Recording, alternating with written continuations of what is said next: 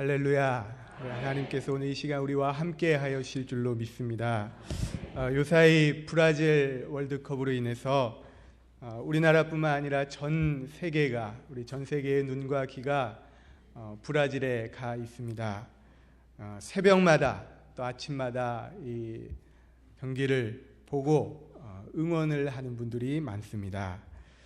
세계적으로 좀 가장 인기 있는 스포츠가 바로 축구입니다.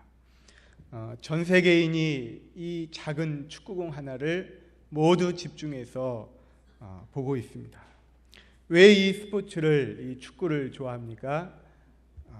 이 예측할 수 없다라는 것입니다. 이 스포츠의 묘미는 역전이 일어난다라는 것입니다. 세계 1위와 50위가 붙어도 결과를 알 수 없는 것이 축구입니다. 이번 월드컵에서 가장 먼저 이 16강에 본선에 탈락한 팀이 누구냐? 스페인입니다. 안 놀라시는 분은 축구를 모르시기 때문에 안 놀라는 거예요. 여러분, 스페인은 세계 축구 1위가 어디냐? 스페인입니다. 지난 월드컵 누가 이겼느냐? 스페인이 우승했습니다.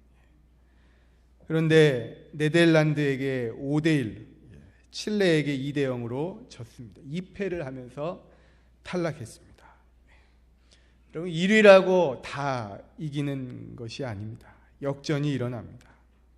우리나라도 이 러시아하고 다들 이 러시아가 잘하는데 러시아가 이기지 않겠느냐.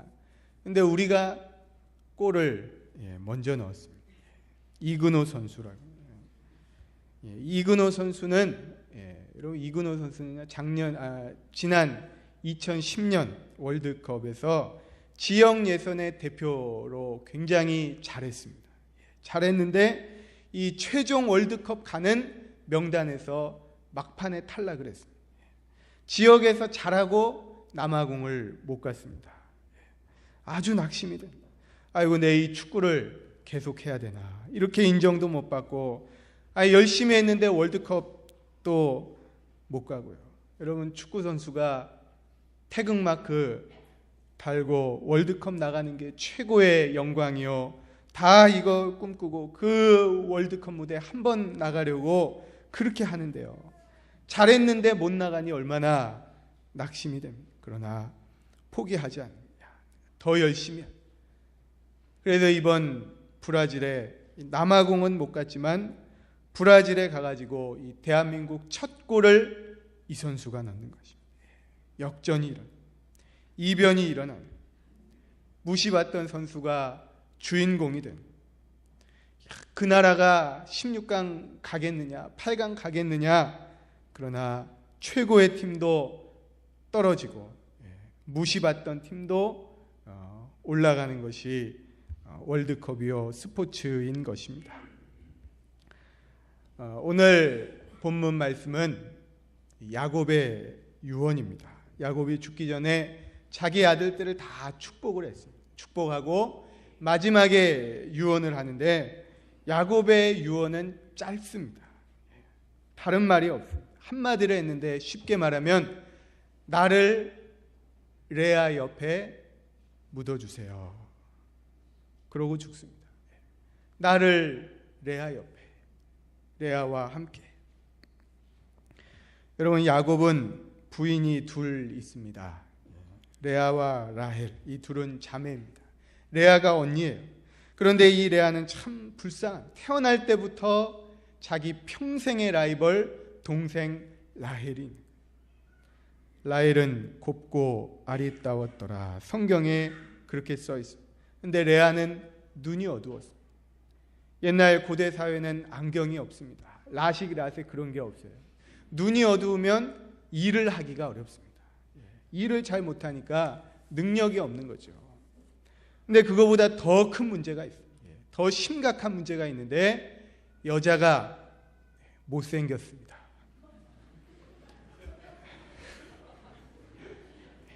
큰 문제입니다. 옛날이나 지금이나 똑같습니다. 여러분, 여자는 예뻐야 될 줄로 믿습니다. 성경에 레아가 못생겼다는 표현은 나오지 않습니다. 레아는 눈이 어두웠으나 라헬은 곱고 아리따웠다. 눈 어두웠다 그런 말은 나오지만 못생겼다 이런 거는 안 나와요. 그런데 우리가 레아가 못생긴 걸 어떻게 아느냐? 그건 여러분 성경에서 이쁘면 이쁘다고 말을 합니다. 아무 말이 없다는 것은 못생겼다라는 거예요. 그래서 우리도 보면요, 여자분들 중에서 야, 너 참 이쁘다, 너 참 아름답다 이런 말을 가끔이라도 듣는 분은 그 중간이거나 좀 예쁘거나 한 거예요. 근데 다른 사람이 특별히 나의 어떤 외모에 대해서 일절 언급이 없다, 그런 분은 은혜를 굳게 붙잡고 기도를 많이 하시면 살 길이 있을 줄로 믿습니다. 근데 나에 대해 외모 언급이 없다 그런데도 아유 그래 내가 보통은 하지 이렇게 착각하면 안 되는 거예요. 사람은 조금만 이쁘면 이쁘다고 다 말을 합니다. 잘생겼으면 말을 해요. 이 레아가 그런 것입니다. 언급이 없고 눈이 어두웠다. 라헬은 곱고 아름다웠다. 근데 여러분 이 대상이 친구라면 괜찮아요. 왜? 안 만나면 되니까. 근데 동생이기 때문에 평생 같이 가.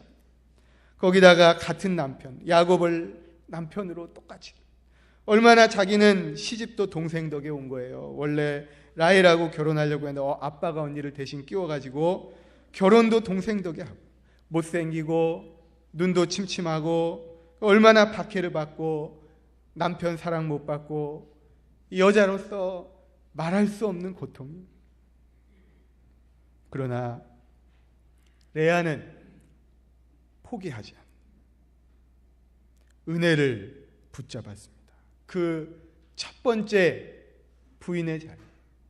야, 내가 무슨 말이 첫 번째 부인이지, 남편 사랑 하나 못 받고 이렇게 동생한테 무시당하고 비교당하고 내가 살아서 뭐하냐, 내가 이러고 왜 살, 오늘 같은 당장 이혼이, 이게 무슨 부인이야. 그러고 나갔으면 그는 진짜 비참한 인생이 되는 것입니다. 그러나 끝까지 있는 거야. 이건 하나님이 나에게 주신 자리야. 끝까지 은혜를 붙잡았더니 고대 사회에서 여러분 남편 잘 만나는 복보다 더 귀한 복이 뭐냐? 자식이에요. 자식. 오늘은 그렇지 않지만 고대 사회는 자식. 그 아들들, 그 귀한 아들들이 다 레아에게서 나와요. 예수 그리스도가 레아에게서, 그 족보가 거기서 나오는 거예요. 최종 승리는 레아입니다. 역전이 되었습니다. 마지막에 야곱이 죽으면서 유언하는, 나를 라헬이 아니라 레아 옆에 묻어주세요. 레아 옆에. 사랑하는 여러분, 믿음이 무엇입니까? 믿음은 끝까지 버티는 것입니다. 끝까지 자리를 지키는 거예요.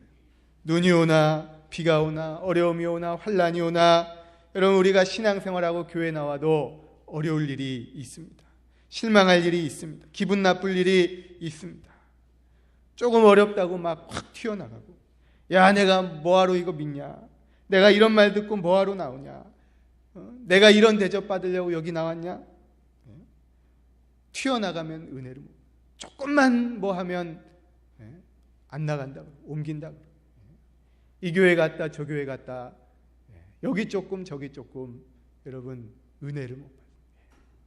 오늘 또 이 자리에 우리 교회 처음 나오신, 또 나오신 분들 많이 계실 줄로 아는데, 웬만하시면 나온 김에 등록하시고 뿌리를 내리시면 하나님이 주의 몸된 교회를 통하여 큰 은혜를 내려주실 줄로 믿습니다.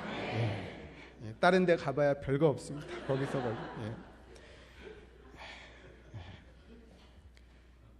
끝까지 버티는 사람이 은혜로.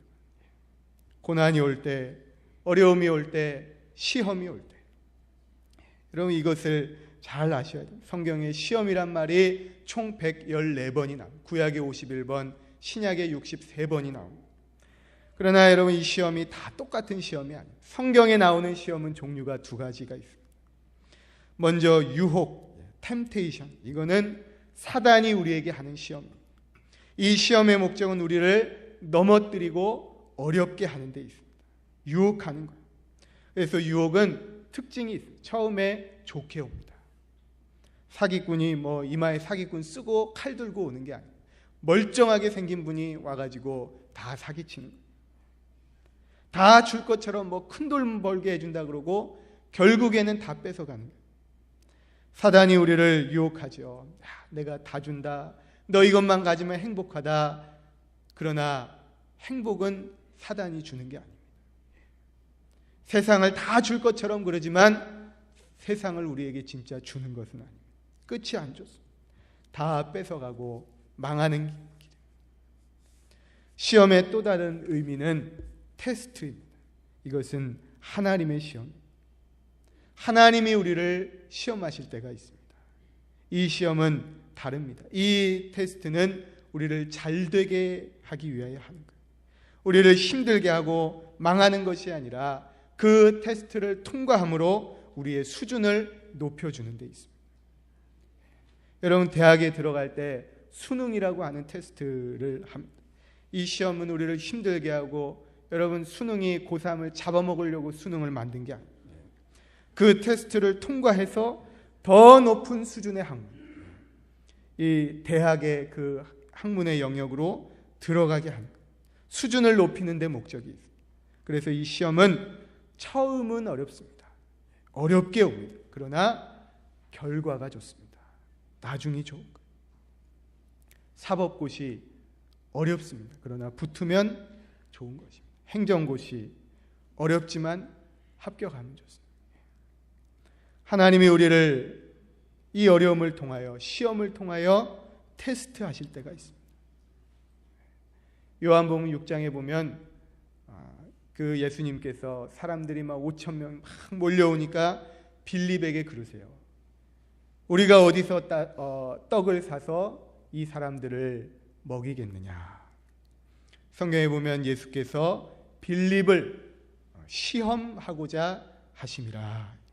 빌립을 시험하신다고 했어요. 예수님께서 빌립에게 물어보신 이유가 있습니다. 목적이 있어요. 의도가 있어요. 이것은 테스트입니다. 정말로 떡이 필요해서, 떡을 어디서 사는지 몰라서 예수님 물어보신 게 아니에요. 야, 여기 가까운 떡집 어디 있냐? 가격이 얼마 하냐? 예산 어느 정도 드냐? 그거 물어보신 게 아니에요. 아니, 다른 사람도 많은데, 다른 제자도 많은데 왜 하필 나한테 그거 지금 물어보냐? 지금 나보고 가서 사오라는 말이냐? 나 돈도 없는데 이 사람들 내 돈으로 다 먹이라는 거냐? 이렇게 받아들이면 안 돼. 그 말이 아니에요. 너 내가 물로 포도주를 바꾸는 것을 봤지? 너 내가 38년 된 병자를 고치는 거 봤지? 내가 왕의 신하의 아들이 죽어가는 것을 가지 않고 말로만 살린 것을 내가 봤지? 그러면 이 많은 사람들의 먹을 것을 어떻게 하면 되겠느냐? 빌립의 믿음을 주님은 테스트하십니다. 빌립의 믿음의 수준을 주님은 높여주시고 싶으신 거예요. 믿음을 물어보는 거예요. 그 문제를 내가 해결하라는 게 아니에요. 어디 가서 음식 해오라는 말이 아니에요. 믿으라는 거예요. 믿으라. 예, 주님, 불가능하지만, 저는 방법이 없지만 주님의 능력으로 먹여주실 줄을 내가 믿나이다. 이런 대답 좀 해보라는 거예요. 우리 인생 가운데 다가오는 어려움과 문제가 있죠. 살다 보면 내가 해결할 수 없는, 엄두가 나지 않는 문제들이 많아요. 여러분 잘 아셔야 됩니다. 왜 이렇게 어려운 일들이 있냐? 왜 내가 해결할 수 없는 문제들이 내 인생에 찾아오냐? 왜 나는 나름대로 열심히 살았는데 하필 나에게 이런 어려움이 오느냐? 여러분, 그거를 해결하라는 것이 아닙니다.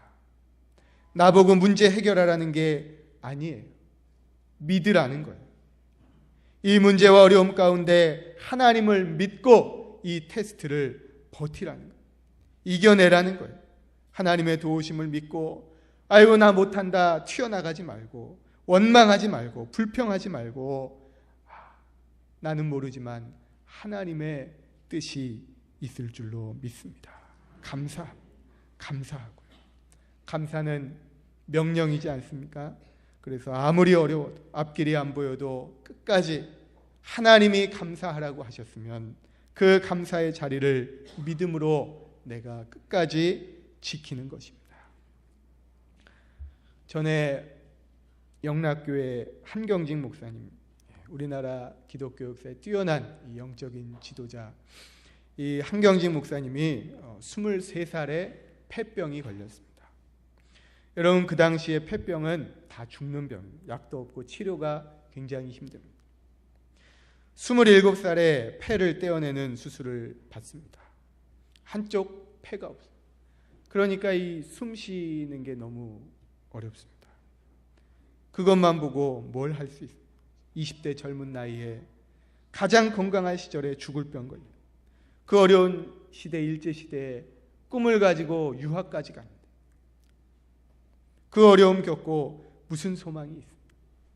그것만 보고 아이고 나는 무슨 팔자가 이래가지고 이런 병 걸려서 왜 하나님은 나에게 이런 병 걸리게 하지? 정말 하나님이 살아계시냔 말.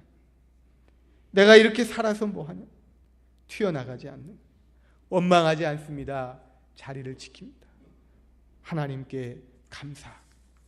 아직 내가 살아있음에 감사. 하나님, 언제까지일지 모르지만 살려주실 때까지, 생명 다하는 날까지 주님 위에 살게 해주십시오. 이 강단에 서는 것입니다. 여러분, 저는 언제 죽을지 모릅니다. 폐가 하나밖에 없습니다. 오늘이 마지막 설교일지 모릅니다. 오늘이 마지막. 그래서 최선을 다해서, 왜? 다음 주는 할지 못할지 장담을 못해. 오늘이 마지막.